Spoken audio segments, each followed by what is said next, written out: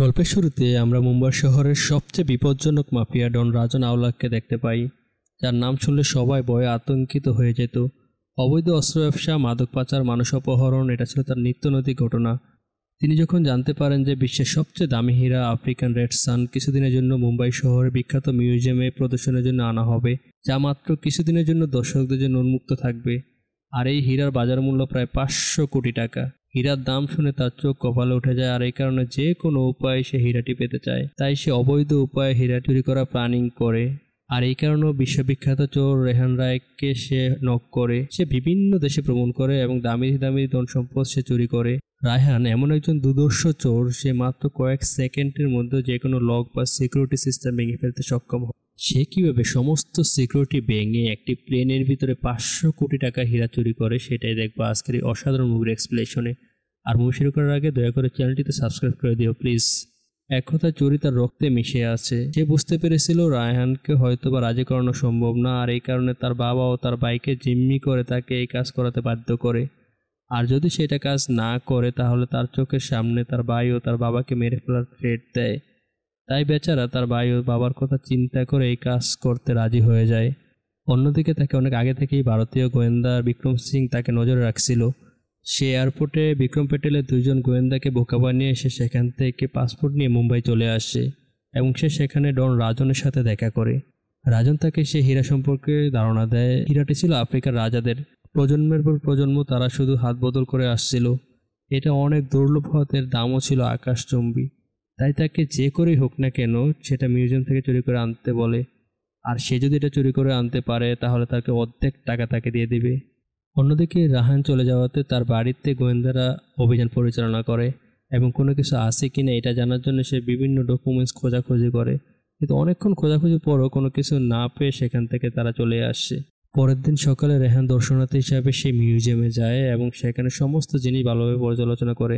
মিউজিয়ামের বাহিরে নিরাপত্তা বাহিনীর অত্যাধুনিক অস্ত্রশস্ত্র সুসজ্জিত এবং পাহারা দিচ্ছে, আর ভিতরে মিউজিয়ামের ফুল ফটক থেকে শুরু করে ভেতরে প্রতিটি করিডোরে প্রত্যেকটি কক্ষে সিসি ক্যামেরা বসানো আছে। আর সবচেয়ে চ্যালেঞ্জিং হলো সেই হীরাটি যেখানে রাখা হয়েছে সেই বিশেষ কক্ষে। এছাড়া পুরো গড় জুড়ে লেজার পয়েন্ট বসানো হয়েছে। তারপর তারা সেখান থেকে চলে আসে। পরদিন সকালে সে ও তার একজন সহযোগী নিয়ে সে আবারও সে মিউজিয়ামে যায়। তারপর রোহান সেখানে থাকা সিকিউরিটি গার্ডদের সাথে ইচ্ছা করে ধাক্কা খেয়ে নিচে পড়ে যায় এবং সে সাথে সাথে সেই সিকিউরিটি গার্ডের কার্ডটি সে নিয়ে নেয়, যা সে বুঝতেই পারেনি। তারপর সে কার্ডটি নিয়ে স্ক্যান করে সেই ম্যানেজার রুমে ঢুকে যায়, যেখান থেকে পুরো মিউজিয়ামের সমস্ত জিনিস কন্ট্রোল করা হতো। এবং সেখানে ম্যানেজারের ল্যাপটপ কিবোর্ড ভালোভাবে পরিষ্কার করে এবং কিছু একটা স্প্রে করে দেয়, যাতে করে তার পাসওয়ার্ড দিলেই সেটা সে দেখতে পাবে। অন্যদিকে তার সাথে থাকা সেই লোকটিও সিকিউরিটি গার্ডকে একটি ফাইল দিয়ে সিগনেচার করতে বলে। সে যখন সিগনেচার করার জন্য কলমটা পুশ করে সাথে সাথেই সে সেখানে অজ্ঞান হয়ে যায়, আর সেই লোকটি মিউজিয়ামের সমস্ত লাইনগুলো অফ করে দেয়।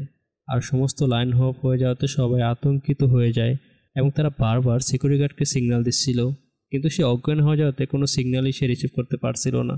তাই সেখানে বাধ্য হয়ে অন্য গার্ডরা সেই রুমে চলে আসে এবং সে দেখতে পায় সে ঘুমিয়ে আছে আর পাশের লাইনগুলো সবই অফ করা। তারপর তারা এক এক করে সমস্ত লাইন অন করে দেয়। অন্যদিকে সে মিউজিয়ামের ম্যানেজার তার রুমে আসে এবং সব কিছু ঠিক আছে কিনা এটা দেখার জন্য সে কম্পিউটার পাসওয়ার্ড দিয়ে লগ ইন করে এবং সব কিছু ঠিকঠাক থাকার কারণে সে আবার সেখান থেকে চলে যায়। রোহান তার রুমে ঢুকে সে কি পাসওয়ার্ড দিয়েছে সেটা ভালোভাবে খাতায় টুকে নেয়। অন্যদিকে সেই মহিলা কিছুদিন যাওয়ার পরে সে একটু সন্দেহ লাগে, আর এই কারণে সে আবারও পিছনে তার রুমে চলে আসে, কিন্তু সে রুমে এসে কাউকে দেখতে পায় না। কিছুক্ষণ পর সে যখন জানালা খুলে ঠিক সেই সময় সেখানে সেই গ্যাং রাজন চলে আসে, আর সেই গ্যাং রাজনের সাথে ম্যানেজার অনেক আগে থেকেই পরিচিত ছিল। তারপর সে ম্যানেজারকে নিয়ে সেই হীরাটি দেখতে চলে যায়। তারপর সে সেখান থেকে চলে যায় কারণ তাদের টার্গেট ইতিমধ্যেই পূরণ হয়ে গেছে। অন্যদিকে রাজন তার বস মুসাকে ফোন দেয়। সে ছিল বিশাল এক গ্যাং। সে তাকে এই সমস্ত ঘটনা খুলে বলে, কিন্তু সে বলে এটা কোনো ব্যাপারই না, সে যত টাকাই হোক সে তাকে দিবে। অন্যদিকে রোহানেরও একজন সিক্রেট পার্টনার ছিল। সে হোটেলে তার জন্য অপেক্ষা করতেছিল। রোহানও সেই বিষয়টি অনেক আগে থেকেই জানতো। আফ্রিকান যে লোকটি তাদের হীরাটি আসল মনে করে, আসলে এটা ছিল ডুপ্লিকেট, আর আসল হীরাটি ছিল মূলত তাদের দেশে থাকা ব্রিটিশ হাই কমিশনারের কাছে। তা শুধুমাত্র তারা দুইজনই জানতো, আর এই কারণে তারা দুইজন সেই হীরাটি নেওয়ার জন্য একটি মিশন পরিচালনা করে, যাতে করে কেউই না জানতে পারে। অন্যদিকে সেই হোটেলে একজন গোয়েন্দা ছিল যে কিনা সেই রোহানকে দেখেই চিনে ফেলে এবং সাথে সাথে সেই গোয়েন্দাদেরকে ফোন দেয়। তারপর সেখানে তারা সবাই চলে আসলে সেই রুমে কাউকেই দেখতে পায় না, কারণ তারা আগে বুঝে গেছিল আর এই কারণে তারা আগে সেখান থেকে কেটে পড়ে। কিন্তু তারা যাওয়ার সময় কিছু কাগজ ছিঁড়ে ডাস্টবিনে ফেলে গেছে। তাই সে বিক্রম কাগজগুলোর টুকরো টুকরো এক এক করে বাস করতে থাকে এবং সেখানে সে ডায়মন্ডের ব্যাপারে লেখা আছে এটা দেখতে পায়। তাই সে বুঝতে পারে সে ডায়মন্ডই চুরি করবে, আর এই কারণে সে মিউজিয়ামে যায় এবং সে মিউজিয়ামের ম্যানেজারের সাথে কথা বলে। কিন্তু তিনি বলে তিনি চাইলে পাসওয়ার্ড পরিবর্তন করতে পারবেন, কিন্তু বিক্রম বলে তাকে ধরা দরকার, আর এই কারণে পাসওয়ার্ড চেঞ্জ করতে না করে দেয়। তারপরের দিন রাতে রোহান একটি গাড়ি করে সেখানে আসে। সরাসরি সে মিউজিয়ামে প্রবেশ না করে রাস্তার একটি মেন হল দিয়ে সেখানে প্রবেশ করে। তারপর সে সুড়ঙ্গ দিয়ে এক এক করে প্রথমে সেই সিকিউরিটি রুমে যায় যেখানে সমস্ত জিনিস অ্যাক্সেস তার করে নেয়। তারপর সেখানে তাকে সমস্ত জিনিস, সিসি ক্যামেরা, সেই লেজার প্রিন্ট সব কিছু অফ করে দেয় যাতে কেউ এই সমস্ত জিনিস না জানতে পারে। কিন্তু তার এই সমস্ত কর্মকাণ্ড সেই গোয়েন্দা প্রধান ও সেই তার গ্যাং দেখতেছিল, কিন্তু সে এটা বুঝতে পারেনি সেখানে পুলিশের লোক তাকে আটক করার উৎপেতে লুকিয়ে আছে। তারপর সে যখন রুমের দিকে এগিয়ে যাচ্ছিল ঠিক সেই সময় পুলিশ তার উপর গুলি চালাতে থাকে, আর সেও কোনো রকম করে দৌড়ে সেখান থেকে পালিয়ে যাওয়ার চেষ্টা করে। ঠিক কিছুক্ষণ পরই সেখানে বিক্রম চলে আসে এবং বিক্রমের সাথে সে রোহানের এক ভয়ঙ্কর লেভেলের লড়াই হয়। অনেকক্ষণ ফাইটিং করার পর রোহান কোনো রকম করে তাকে মেরে জানলা দিয়ে ভেঙে সেখান থেকে রশি দিয়ে নিচে নেমে যায়।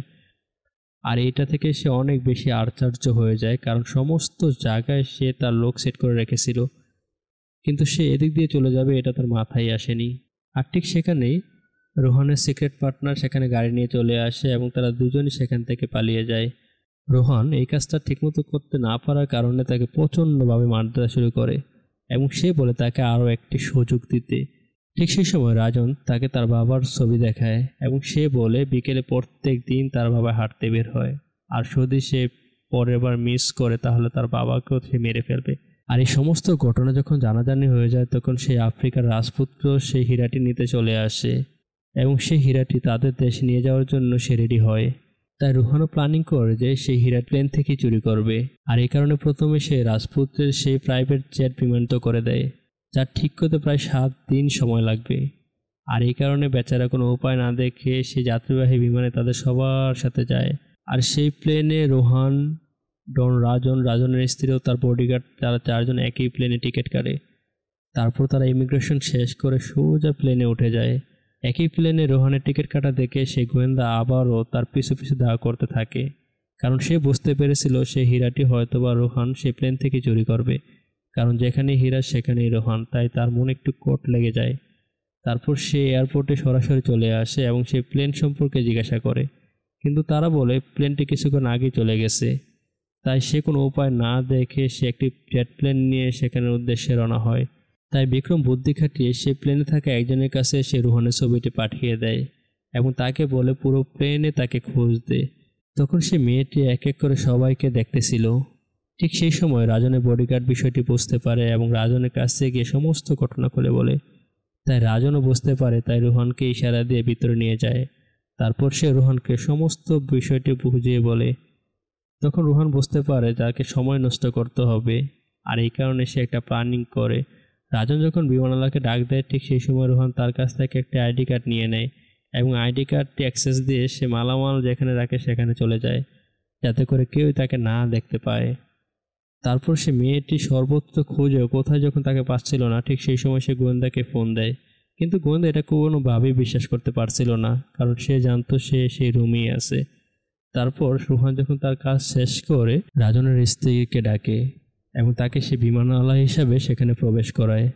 তারপর সে আফ্রিকার রাজপুত্রের কাছে যায় এবং সেখানে তাকে কিছু খাবার খেতে দেয়, সাথে সাথে তার বডিগার্ডদেরকেও কিছু খাবার খেতে দেয়। তারা বিনা দ্বিধায় খাবার গ্রহণ করে, কিন্তু কিছুক্ষণ পরই তারা সেখানে অজ্ঞান হয়ে যায়। ঠিক সেই সময় মেয়েটি তাকে একটি পুশ করে তাকে জ্ঞান ফিরে এবং সাথে সাথে তার পেট ব্যথা বেড়ে যায় এবং সে জোরে জোরে চিৎকার করতে থাকে। অন্যদিকে রোহান আগে থেকেই সে ডাক্তারি জায়গায় সে বসেছিল। তারপর তারা সবাই সেই রোহানকে ডেকে নিয়ে আসে, আর রোহান যেহেতু জানে আর এই কারণে সে বলতে থাকে সে তার অবস্থা মারাত্মক, তাই প্লেনটি কাছে কোথাও ল্যান্ড করতে হবে। আর যদি তারা এটা না করে তাহলে তাকে বাঁচানো যাবে না। আর এই সমস্ত ঘটনা যখন পাইলটকে খুলে বলে, কিন্তু পাইলট এতে রাজি হতে চায়নি। তাই তারা আগে থেকেই পাইলটের স্ত্রী ও তার ছেলেকে জিম্মি করে তাদের কাছে নিয়ে যায় এবং অস্ত্রের মুখে তাদেরকে যারা করে, এবং সে তাদেরকে বলে সে যদি প্লেনটি না ঘুরিয়ে নেয় তাহলে তার ছেলেও তার ওয়াইফকে মেরে ফেলবে। তাই সে বাধ্য হয়ে প্লেনটি সেখান থেকে ঘুরিয়ে ফেলে। অন্যদিকে বিক্রম সে প্লেনটি ঘুরাতে না বলে। তারপরে বিক্রম তাড়াতাড়ি করে সে এয়ারপোর্টে পৌঁছে যায় এবং সেখানে ইস্তাম্বুল পুলিশের কাছে সাহায্য করতে চায়। তারপর তারা প্লেনটি নিয়ে অন্যদিকে মুভ করে এবং তাদেরকে বলে একটি সাগরের কিনারায় সেখানে প্লেন ল্যান্ড করতে। কিন্তু পাইলটের কোনো উপায় ছিল না, কারণ সে যদি তাদের কথা না শুনে তাহলে তার পরিবার সবাইকে মেরে ফেলবে। আর এই কারণে সে বাধ্য হয়ে সেখানে প্লেনটি ল্যান্ড করে। আর সেখানে আগে থেকেই রাজনের বস মুসা সেখানে সমস্ত কিছু ফিটিং করে রেখেছিল। তারপর প্লেন যখন ল্যান্ড করবে ঠিক সেই সময় রোহান আর রাজন অ্যাস্ট্রো রুমে চলে যায়, যেখানে হাই সিকিউরিটিতে সেই হীরাটি রেখেছিল। তারপর রোহান তার অত্যাধুনিক সে কলাকৌশল দিয়ে সে কোনো রকম করে তালাটি খুলতে সক্ষম হয়। তারপর তাদের সেই কাঙ্ক্ষিত সেই হীরাটি তারা পেয়ে ফেলে। অন্যদিকে প্লেনও ল্যান্ড করে ফেলে। তাই তারা চারজন কোনো রকম করে সেখান থেকে নেমে দৌড়ে একটি সুড়ঙ্গের মাধ্যমে সেখান থেকে পালিয়ে যায়। তারপর পুলিশ সেখানে চলে আসে এবং প্লেনের চারপাশে তারা রেড দিতে থাকে। কিন্তু কিছুক্ষণ যাওয়ার পরেই তারা দেখতে পায় যে প্লেনের দরজা খোলা। তাই তারা বুঝতে পারে যে তারা পালিয়ে গেছে। অন্যদিকে রাজন আগে থেকেই সেই হীরাটি সেই মুসার কাছে দিয়ে গেছিল। আর এই কারণে রাজনকে সে রেহানকে মেরে ফেলতে বলে, কিন্তু রেহান এর পুরো ঘটনাটা সে জানে।